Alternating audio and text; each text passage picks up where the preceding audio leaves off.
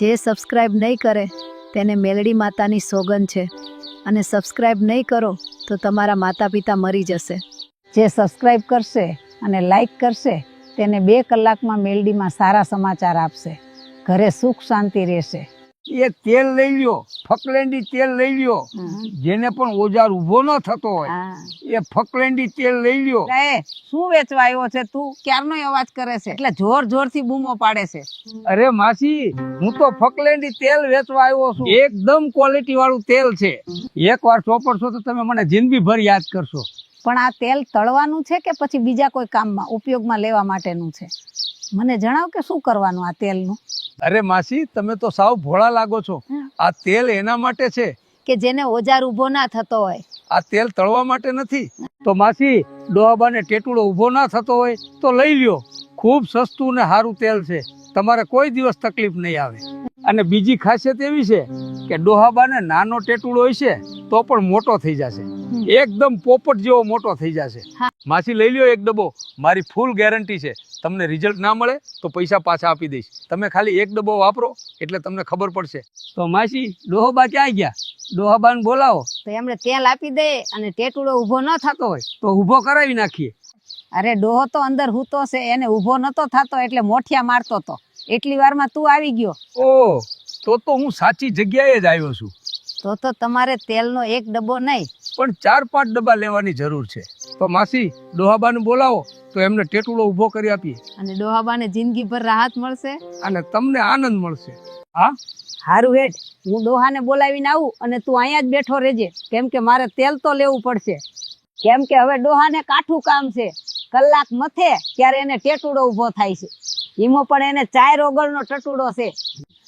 હું તો હવે કંટાળી છું આ ડોહાથી. ક્યારે એને ટાઈમ પર ટટુડો ઊભો થતો થતી, પછી હું તો કંટાળીને હુઈ જાઉં છું.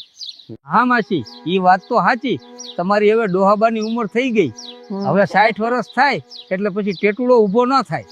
તમારા ગામમાં એવા તો ઘણા બધા છે જેમને ટેટુડો ઊભો થતો થતી આજે 20-25 જણે માર જોડેથી ફકલેન્ડી તેલ લીધું છે. ઓહ, અમારા ગામમાં આટલા બધા લોકોએ તેલ લીધું છે કે આટલા બધા લોકોને ટેટુડો ઊભો થતો નથી. દેખો માસી, એક તો રઘનાથ બાપુ અને સમનો બાપુ, પછી કુંવરસી બાપુ અને હીરો બાપુ, આટલા બધા ડોહાઓએ ફકલેન્ડી તેલ લીધો છે. સમનાને ક્યારથી ટેટુડો ઊભો થતો નથી. એની બાયડી તો રોજ મને કહેતી હોય છે કે સમનો તો રોજ મને ઠેલતો હોય છે. સવિતાડીનો ડોહો તો બાયલો નીકળ્યો. મારા આગળ રોજ જૂઠું કહેતી હતી. એની બેનને કરી જાય મારો રૂપો કાકો. અરે માસી, ઊભો થવાની તો વાત છોડો તમે. એને તો 2 આંગળની ટટુડી છે. એના કરતા તો નાના છોકરાને મોટી ટટુડી હોય છે. એવું છે એમને. હવે દેખ, તું સવિતાડીને મળવા દે એકવાર. પછી એની વાત. મારા આગળ રોજ જૂઠું બોલતી હતી ને. હા માસી, અને બીજી એક વાત તમને કહેવા માંગુ છું. સવિતા માસીની વાત છે તો હું તમને એક વાત કરું. અરે ભાઈ, તું ટેન્શન ના લેતો. હું કોઈને વાત નહીં કરું. બોલ. શું વાત છે સવિતાની? માસી, એમાં એવું છે, હું તેલ વેચવા ગયો તો ત્યારે હું તેમના ઘરની બારે ઊભો હતો. ત્યારે મને કંઈક અવાજ આવતો હતો. પછી મેં બારીમાંથી ઘરની અંદર જોયું તો હું તો એકદમ હેરાન થઈ ગયો. તમે જોવાને તો સવિતા માસી 4 જણા જોડે ઠેલાવતી હતી. 4 જણાની વાત તો વાત જ રહી, પણ એનો ડોહો હાથે મળીને સવિતાડીને ઠેલાવતો હતો. તમે જોવો ને, સવિતાડી તો બંને ટોગા પોળા કરીને ખાટલા ઉપર સૂતી હતી અને 4 જણા તેની સર્વિસ કરતા હતા. અને સેવા કરવા વાળા કોણ હતા તમે જાણીને ચોંકી જશો. માસી, એનો સગો કાકો અને એનો નાનો ભાઈ અને બીજા 2 જણ હતા. માસી, સવિતાડીને તો બરલા પડાવી નાખ્યા હતા 4 જણે. તો એ હાવીડી શું કહેતી હતી ખબર છે? એમ કહેતી હતી કે હજુ ઊંડો ઘાયેલો. પછી તો 2 જણા એક જ હોલમાં પહેડી નાખ્યો તોય તેને અસર ના થઈ. યાર, સવિતાડી 1 નંબરની ઉઠણ છે. ઓહો, એવું છે એમ. મને તો હવે ખબર પડે છે કે સવિતાડી આવી નાગી છે. એના સગા ભાઈ અને કાકાને પણ ના છોડ્યા. કેવી કહેવાય ભોસની. સાચી વાત છે માસી. હવે આવી ગેલઠોક બાયડીઓનું આપણે શું કરી શકીએ? એમની મરજી. એમને જેમ ઠેલાવવું હોય એમ ઠેલાવે. આપણે કોણ કેવા વાળા?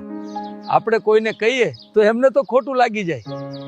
એના કરતા ના કેવું વધુ સારું. જવા દે. ચાલ જવા દે ઈ વાતને. મને તું તેલ આપ તો અમે પણ કામકાજ ચાલુ કરીએ અને નીચે ખાજ મટાડી નાખીએ. ડોહાબાને 2 ફૂટ લાંબો ટેટુડો થઈ જડે અને 4x4 ના જાડો. એકદમ ચીકણો ચીકણો થઈ જશે. તમારા માટે સ્પેશિયલ ઘરેથી બનાવેલો ફકલેન્ડી તેલ લઈને આવ્યો છું. તમે ડોહાબાના હથિયાર ઉપર લગાવશો એટલે સારું ભાઈ, તો મને એક ડબ્બો આપી દે, હું પણ હવે ખાજ મટાડી નાખું. અમે હવે સવિતાની વાતો સાંભળી ઉઠણ ચડી ગઈ છે. લો માસી, આ તેલ અને તમે મટાડી નાખો તમારી ખાજ, અને ડોહાબા હાથે ફૂલ મસ્તી અને મોજ કરો ગમે એમ. જે સબસ્ક્રાઇબ નહીં કરે તેને મેલડી માતાની સોગંદ છે, અને સબસ્ક્રાઇબ નહીં કરો તો તમારા માતા પિતા મરી જશે. જે સબસ્ક્રાઇબ કરશે અને લાઈક કરશે તેને 2 કલાકમાં મેલડીમાં સારા સમાચાર આપશે. ઘરે સુખ શાંતિ રહેશે.